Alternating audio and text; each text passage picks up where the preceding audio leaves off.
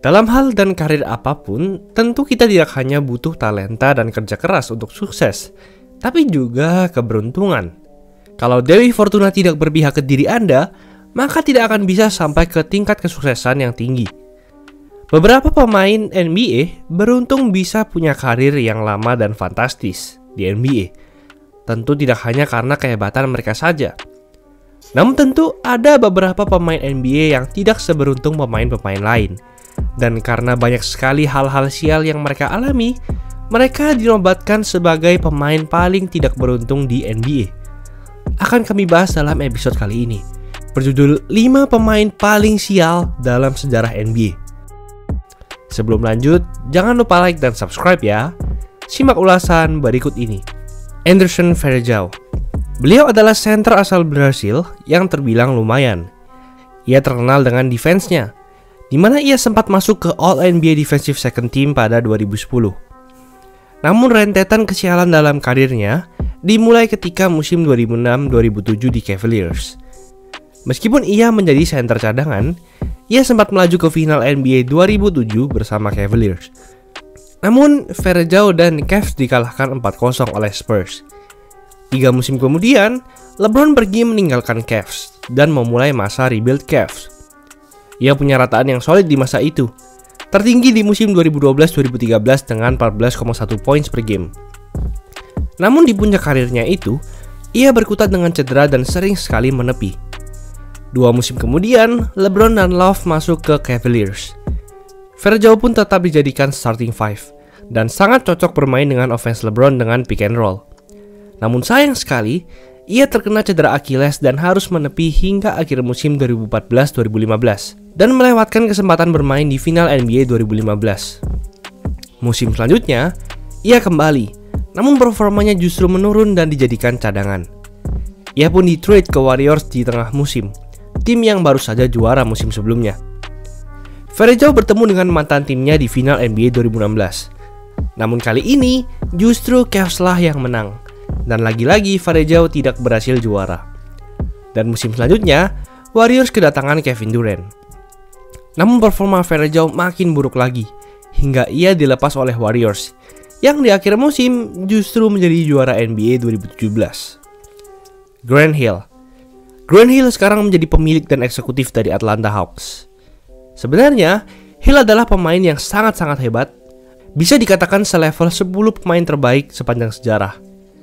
Bayangkan saja, ketika ia masuk ke NBA, ia langsung menjadi All-Star di musim pertamanya dan memimpin voting All-Star dan tidak pernah melewatkan tim All-Star selama 6 musim ke depannya. Ini sama seperti Michael Jordan, Shaq, Tim Duncan. Bahkan LeBron dan Kobe saja tidak masuk All-Star di musim pertamanya. Dan selama 6 musim pertamanya di Pistons, ia hanya pernah melewatkan 25 game saja. Di 6 musim tersebut, ia sudah mencatatkan 9.393 points, 3.417 rebounds, dan 2.720 assists.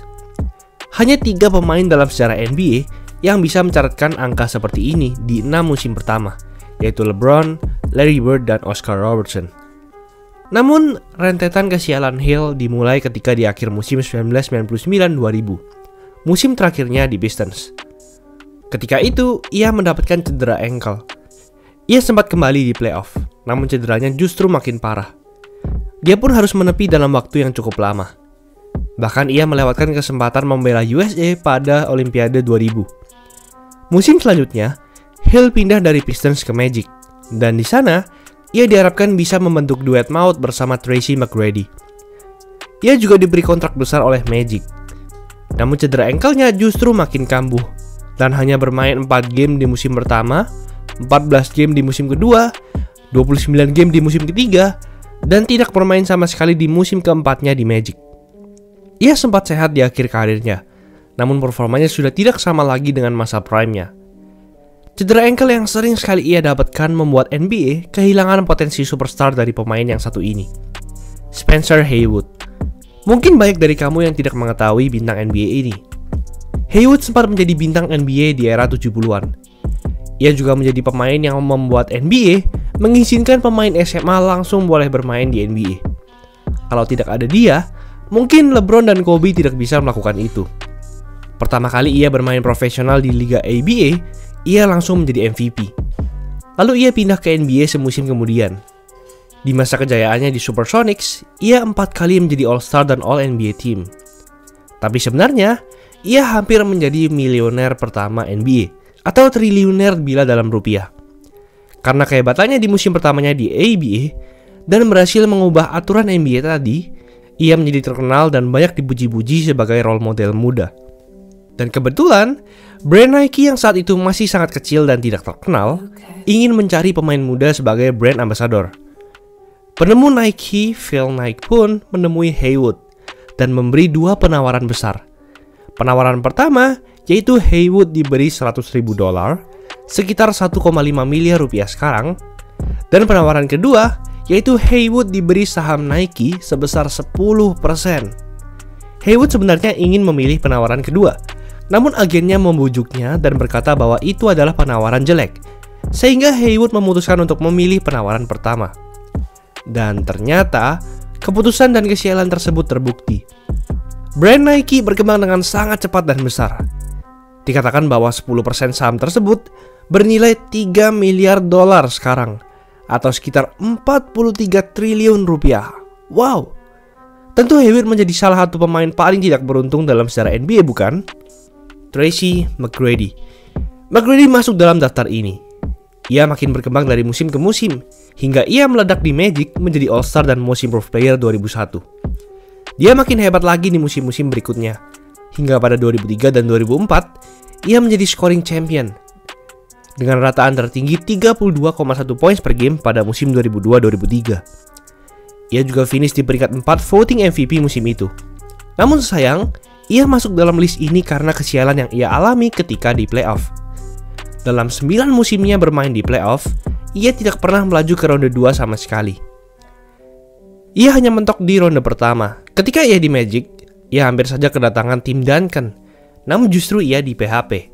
Ia kedatangan Grant Hill, pemain di list sebelumnya, namun Grant Hill justru diterpa cedera dan hanya bermain total 43 pertandingan bersama McGrady di Magic.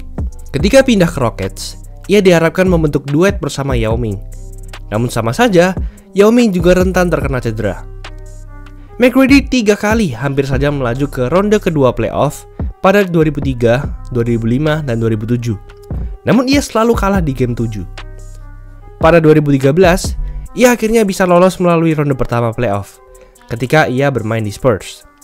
Di playoff tahun itu, Spurs berhasil melaju ke final NBA dan McGrady pun akhirnya bermain di final NBA. Namun ia hanya bermain rata-rata 5 menit saja tiap game di playoff, layaknya bench warmer karena ia sudah tua. Dan Spurs pun dikalahkan Heat di game 7. Ia memutuskan untuk pensiun setelah itu.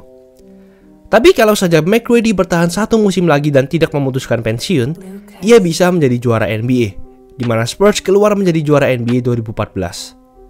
Brandon Knight. Kalau kalian mengetikkan kata Brandon Knight di YouTube, bukannya highlight si pemain ini yang akan keluar, tapi kompilasi dan video-video pemain ini mengalami kesialan.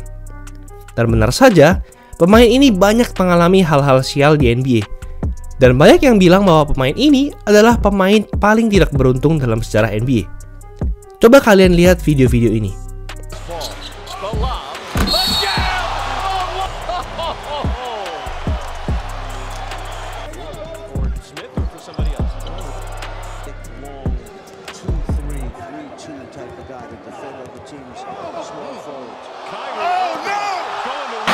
Bass, steal by the Pistons. Knight's all alone. Oh, he missed it! Saved, and let's see if everybody's okay. Boy, Knight tried to jump over. When Brandon pushed him back with a forearm to the Adams. Johnson throws it, intercepted. Knight, 2 seconds, 1 second. Oh, he missed it at the horn. Sebenarnya, karir NBA-nya terbilang lumayan, dan ia bukanlah pemain yang buruk. Ia sempat masuk dalam All-NBA Rookie First Team 2012 bersama dengan Klay Thompson, Kawhi Leonard, dan Kyrie Irving.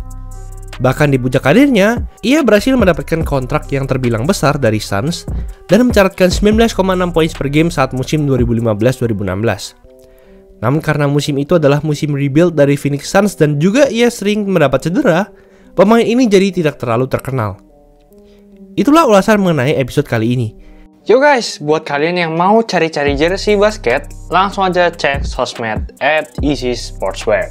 Tersedia di Shopee, Instagram, dan Tokopedia. Kuy, buruan diserbu! Jangan lupa like, komen, dan subscribe agar channel ini bisa berkembang dan menghasilkan video menarik lainnya. Thanks for watching, I'll see you in the next video.